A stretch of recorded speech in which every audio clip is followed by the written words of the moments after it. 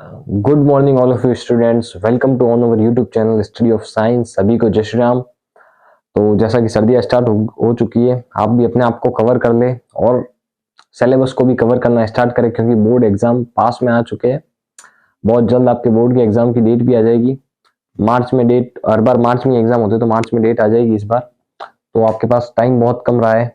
दिसंबर ending में जनवरी और फरवरी 2 महीने, सीधा मार्च फिर एग्जाम होंगे। तो ठंड है तो खुद को भी कवर करो और सिलेबस दोनों को कवर करो। मैं भी खुद को कवर करके आया हूँ, आज स्वेटर पहन के आया हूँ।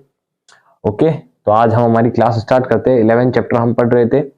आज का हमारा टॉपिक है प्रकाश की द्वैत प्रकृति। यहाँ से हमारे 11th लेसन का सेकंड पार्ट स्टार्ट हो रहा है। लेसन का नाम था प्रकाश विद्युत प्रभाव एवं द्वैत प्रकृति। प्रकाश विद्युत प्रभाव हम पूरी तरह समझ चुके हैं। अब हम पढ़ेंगे द्वैत प्रकृति की। प्रकाश की द्वैत प्रकृति होती क्या है। द्वैत प्रकृति यानी दो प्रकार। प्रकाश को दो प्रकार से समझा जा सकता है या दो प्रकार से पढ़ा जा सकता है। प्रकाश क्या है समझा जा सकता है। ओके, आज हम पढ़ेंगे प्रकाश की द्वैत प्रकृति। बहुत ही इंपॉर्टेंट है टॉपिक। एग्जाम में क्वेश्चन भी आते हैं, प्रकाश की द्वैत प्रकृति से आप क्या समझते हैं, या फिर प्रकाश की द्वैत प्रकृति को समझाइए। तो वहां पर ये पूरी भाषा लिखनी पड़ेगी आपको। तो हम समझते हैं प्रकाश की द्वैत प्रकृति है क्या। प्रकाश की कुछ घटनाओं को तरंग सिद्धांत के आधार पर तथा कुछ घटनाओं को कण सिद्धांत के आधार पर समझा जा सकता है। अर्थात प्रकाश को कण तथा तरंग दोनों रूप में माना गया है। इसे प्रकाश की द्वैत प्रकृति कहते हैं। प्रकाश की कुछ घटनाओं को हम कण के सिद्धांत पर समझ सकते हैं, तो प्रकाश की कुछ घटनाओं को हम तरंग के सिद्धांत से समझ सकते हैं। तो प्रकाश को कण और तरंग दोनों ही रूप में माना गया है, इसलिए इसको प्रकाश की द्वैत प्रकृति कहते हैं। कि प्रकाश में दो रूप है, प्रकाश कण के रूप में भी होता है और प्रकाश तरंग के रूप में भी होता है। बहुत सारे वैज्ञानिक आए, बहुत सारे वैज्ञानिकों ने, कुछ वैज्ञानिकों ने कणिकावाद का सिद्धांत दिया, कणिकावाद यानी कण का सिद्धांत दिया।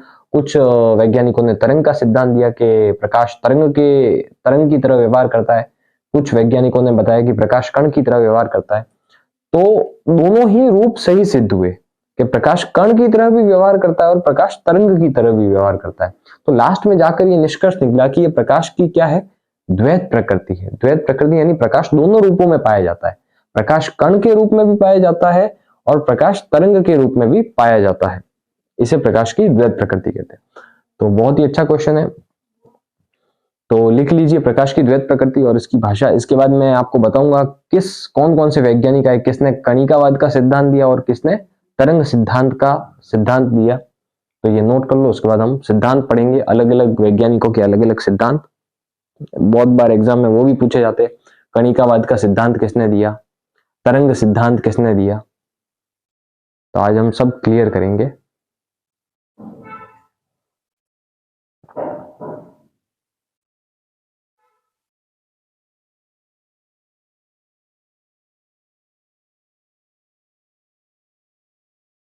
हाँ, तो द्वैत प्रकृति में सबसे पहले हम पढ़ते हैं कणिकावाद का सिद्धांत। कणिकावाद का सिद्धांत यानी प्रकाश को कण के रूप में माना जा सकता है, वो सिद्धांत। यानी कणिकावाद का सिद्धांत ये बताता है कि प्रकाश कण के रूप में गमन करता है या कण के रूप में पाया जाता है। तो कणिकावाद का सिद्धांत किसने दिया, इसे न्यूटन ने दिया। कणिकावाद के सिद्धांत को न्यूटन ने दिया। इसके अनुसार प्रकाश कण के रूप में विद्यमान है। न्यूटन ने यह बताया कि जो प्रकाश है, सूर्य का प्रकाश, वो कण के रूप में पाया जाता है। इसके आधार पर अपवर्तन, परावर्तन आदि घटनाओं को समझा जा सकता है। कणिकावाद के सिद्धांत पर अपवर्तन, परावर्तन की घटनाओं को समझा जा सकता है। आपने छोटी क्लासों में किया होगा, 9-10 में अपवर्तन है, परावर्तन है, सूर्य का प्रकाश टकराता है, वापस लौटता है, अपवर्तन, परावर्तन। तो कणिकावाद का सिद्धांत न्यूटन ने दिया है। इसके आधार पर यह प्रकाश को कण के रूप में माना जा सकता है और इसके आधार पर अपवर्तन तथा परावर्तन जैसी घटनाओं को समझा जा सकता है।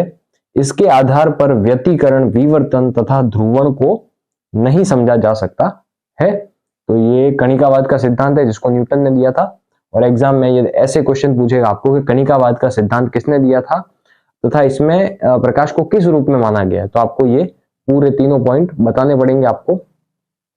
तो ये इंपॉर्टेंट है, नोट कर लो। अब हम पढ़ेंगे तरंग सिद्धांत, कि प्रकाश को तरंग के रूप में माना जाता है, ये सिद्धांत किसने दिया था।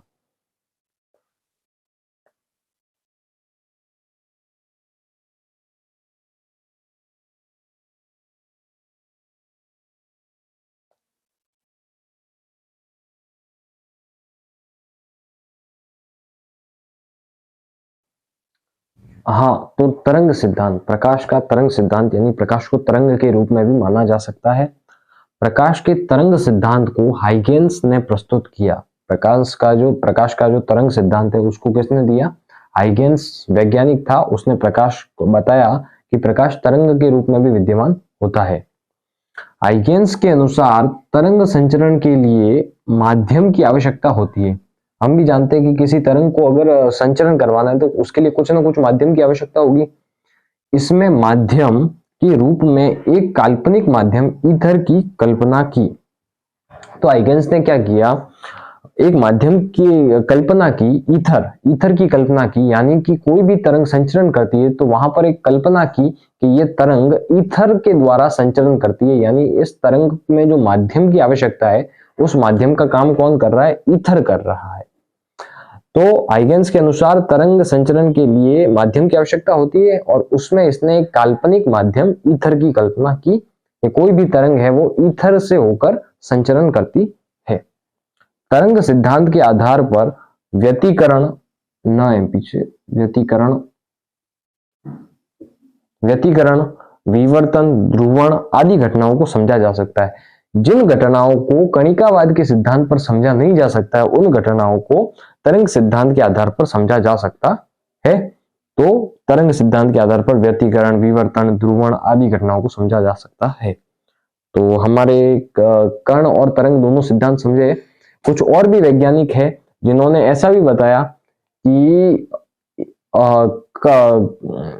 कणिकावाद का सिद्धांत और तरंग सिद्धांत दोनों एक साथ अप्लाई हो रहे हैं, वो भी चीज हम पढ़ेंगे।